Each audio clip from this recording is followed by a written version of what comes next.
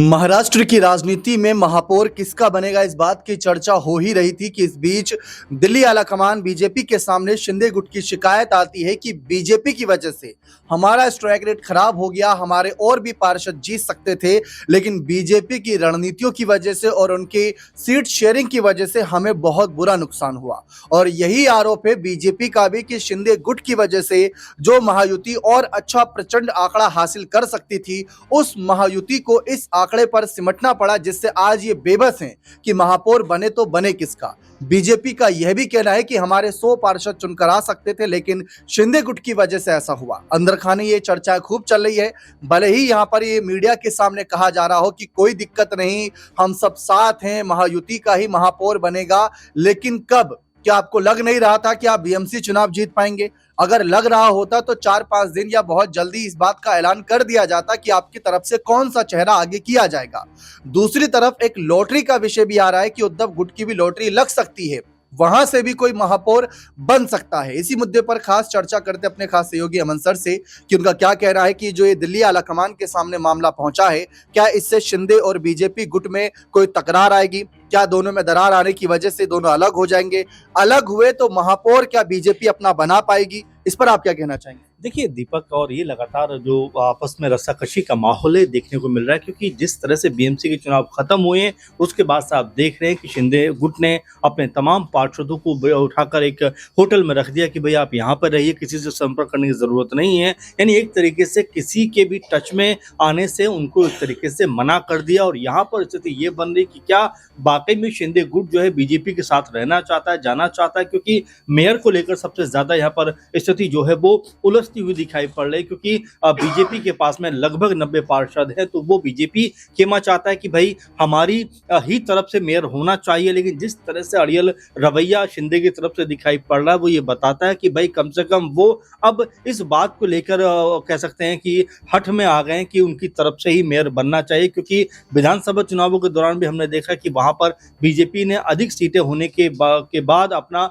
मुख्यमंत्री बनाने का फैसला किया और वहां पर भी शिंदे की मांग को ठुकरा दिया गया। अब ऐसे में शिंदे के पास ये मौका जरूर है कि अगर वो बीजेपी के साथ में यहाँ पर कोई मोल भाव करें तो हो सकता है कि उनकी तरफ से मेयर बनता हुआ नजर आ जाए। लेकिन इसमें भी कई जो पेच हैं वो फंसे हुए दिखाई पड़ते हैं। अब जिस तरह दिल्ली ये खबर पहुंच रही है कि भाई शिंदे गुट इसलिए भी नाराज है कि जो 30 मुस्लिम बहुल सीटें थी उनके ऊपर जिस तरह से उनको टिकट दिया गया वो टिकट नहीं दिया जाना चाहिए था, क्योंकि उन सीटों पर हार की वजह से एक नाथ शिंदे का जो स्ट्राइक रेट था वो कमजोर और कम होता हुआ दिखाई पड़ा। यानी कि शिंदे गुट ये कहना चाहता है कि बीजेपी ने शिंदे गुट को हरवाने के लिए इन सीटों के ऊपर उनको भेजा, क्योंकि बीजेपी खुद मुस्लिम सीटों के ऊपर चुनाव नहीं लड़ना चाहती थी। इसी के लिए शिंदे गुट के तमाम प्रत्याशियों को वहां से उतारा गया, जिसका खामियाजा शिंदे गुट को उठाना पड़ा। तो अब आप देख रहे हैं कि यहाँ से आपस में जो माहौल है वो काफी ज्यादा तनातनी वाला बनता हुआ दिखाई पड़ता है। इस बीच ये खबर भी निकल कर सामने आती है कि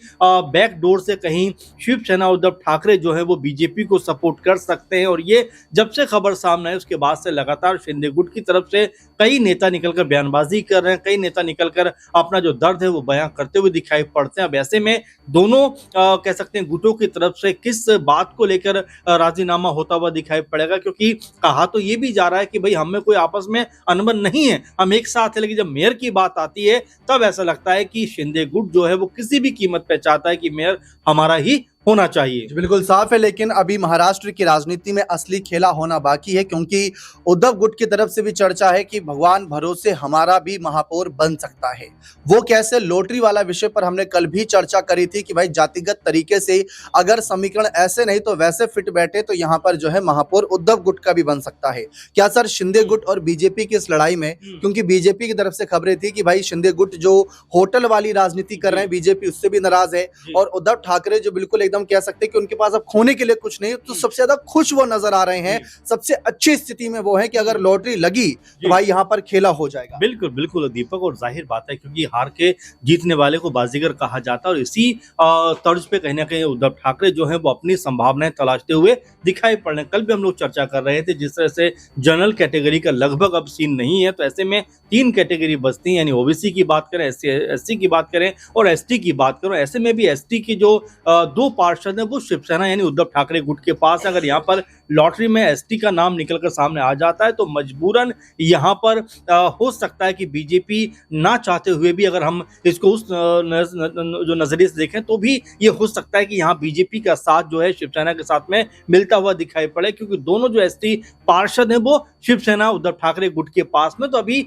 ये पहेली जो है वो काफी ज्यादा उलझी हुई दिखाई पड़ती है। यहाँ से अब किस तरह से आगे कहानी बढ़ेगी, क्योंकि 22 तारीख को ये लॉटरी सिस्टम होने जा रहा है और एक सप्ताह के अंदर नए मेयर का चुनाव भी मुंबई के लिए होने वाला है, तो अभी तमाम सारे दाव पेच है जो आने वाले समय में जरूर निकल कर सामने आएंगे। लेकिन फिलहाल अगर स्थिति को देखें तो शिंदे गुट किसी भी कीमत पे मानने को राजी दिखाई नहीं पड़ रहा है। वो तो ये चाहता है कि भाई चलिए, आप अगर पूरा टाइम हमें नहीं देना चाहते तो कम से कम 1 साल के लिए ही सही, लेकिन मेयर सबसे पहले हमारा होना चाहिए। तो आप देख रहे हैं कि आपस में जो तनातनी का माहौल है वह भी वैसे का वैसा ही बना हुआ है। उनको तमाम पार्षद हैं वो होटल के अंदर रुके हुए हैं, जिससे साफ पता चलता है कि बीजेपी के ऊपर प्रेशर बनाकर वो अपनी जो बात है वो मनवाना चाहते हैं। अब इसमें कितना सफल वो रहते हैं, कितना सफल नहीं रहते हैं, आने वाले दिनों में स्पष्ट होता हुआ दिखाई पड़ेगा। और दोनों की लड़ाई में जैसा आपने भी कहा कि कहीं शिवसेना उद्धव ठाकरे गुट जो है वो यहाँ पर फायदा उठाता हुआ दिखाई ना पड़ जाए, क्योंकि अगर ऐसा हुआ तो हो सकता है शिवसेना की तरफ से भी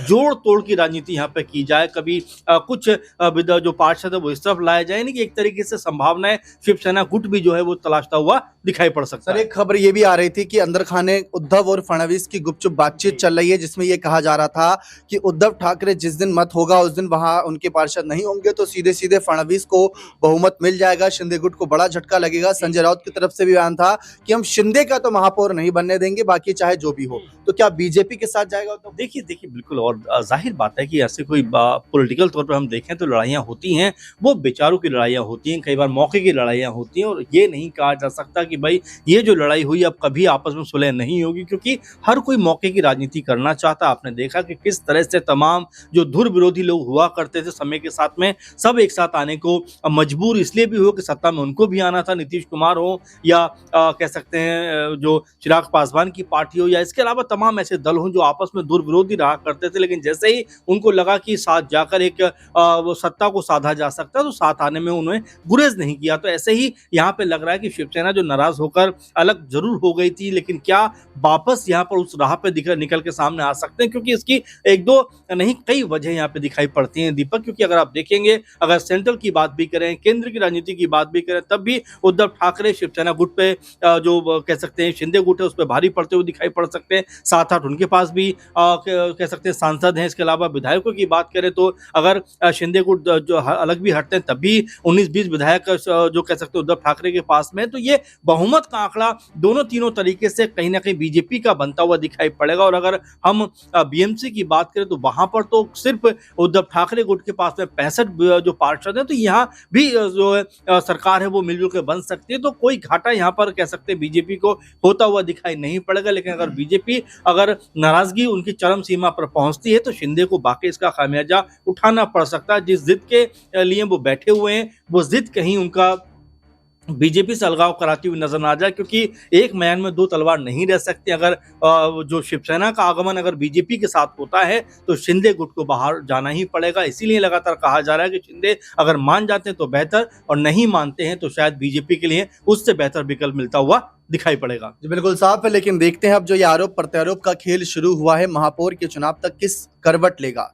देखना दिलचस्प रहेगा कि किसका महापौर बनता है किसका नहीं। बने रहे चैनल के साथ, बहुत बहुत शुक्रिया।